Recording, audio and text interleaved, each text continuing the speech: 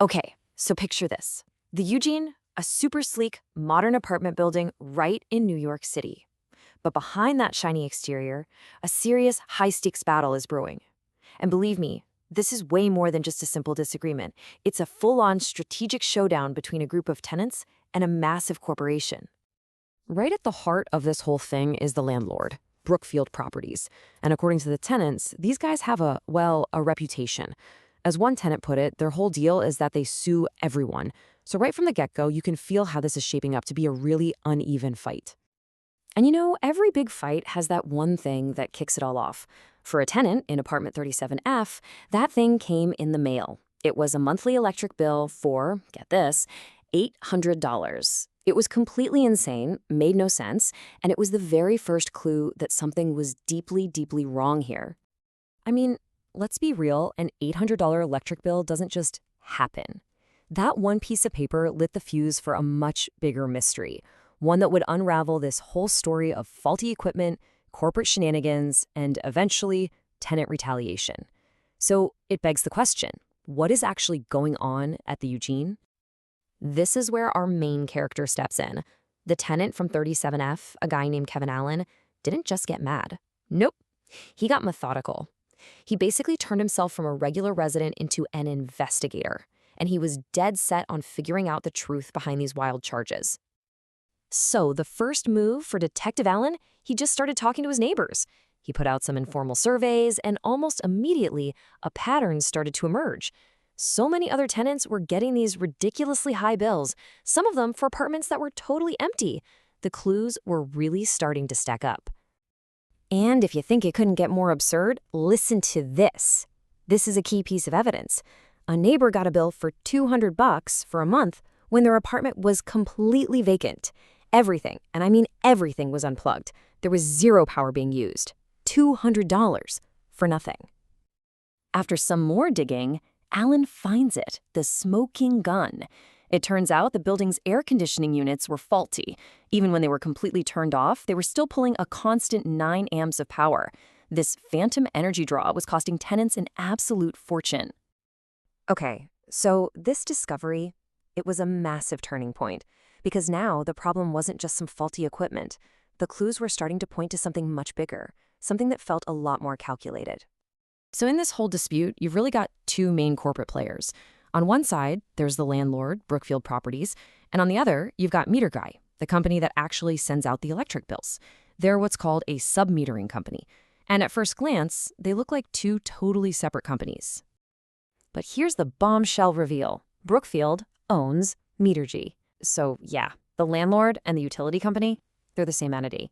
And suddenly, all the finger-pointing and the lack of accountability, it all makes sense. The tenants were caught in what felt like a totally rigged game. This is a textbook example of a conflict of interest. I mean, think about it. When the company that's supposed to maintain the building's wiring is also the company profiting from how much electricity you use, there's a huge incentive to let problems slide, right? The whole system is basically set up for exploitation. And this conflict of interest, it changes the entire dynamic. This isn't just about billing errors anymore. It's now a strategic battle. And we can actually use game theory to break down the moves and countermoves from both the landlord and the tenants. So what even is game theory? Well, in simple terms, it's the study of strategic decision-making. It means we can look at this whole mess not as a bunch of random events, but as a calculated game. Brookfield is making moves to maximize its outcome, and now the tenants have to figure out their own counter-strategy if they want to win. So what's in the landlord's playbook? Well, sources say it's a strategy of pure pressure. They send out vague legal notices, they drag out court filings to try and wear the tenants down. And when the tenants started to organize, Brookfield allegedly hit back by revoking their access to amenities like the pool and the playroom. But here's the thing about a game. The other side gets to make a move too. By getting organized, the tenants stopped being just passive pieces on the board. They started writing their own playbook, turning themselves from a bunch of individual victims into a powerful, collective force. And this all leads to the climax of this strategic battle. The tenants decided to up the ante. They moved beyond just complaining individually and took collective legal action. They filed a massive countersuit against their corporate Goliath. And they gave the resistance a name: Fight the good fight. This wasn't just one person in one apartment anymore. It was a real tenant advocacy group, a united front showing their new strength in numbers. And the stakes in this game, they are huge. Sources suggest that with all the evidence of overbilling, faulty equipment, and retaliation, Brookfield could be on the hook for a potential liability of up to $6.5 million. So let's just break down what each side is playing for here. For the tenants, it's pretty simple. They want fair bills, safe housing, and for the retaliation to stop. For the landlord, it's all about avoiding that huge financial hit, major damage to their reputation, and the kind of regulatory scrutiny nobody wants. You know, this quote from one of the residents really just says it all. It perfectly captures that powerful David versus Goliath feeling.